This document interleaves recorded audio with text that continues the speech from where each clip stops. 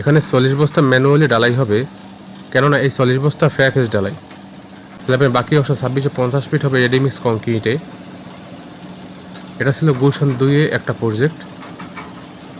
ফেয়ারফেস ডালাই প্রধানত শাটারের উপর নির্ভর করে, তাছাড়া সিমেন্টের ভূমিকা রয়েছে,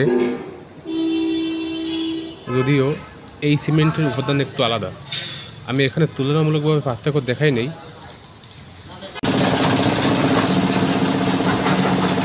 এটা গ্রে সিমেন্টের মতো না, তবে অনেক প্রতিষ্ঠান গ্রে সিমেন্টের সাথে হোয়াইট সিমেন্ট ব্যবহার করে থাকে।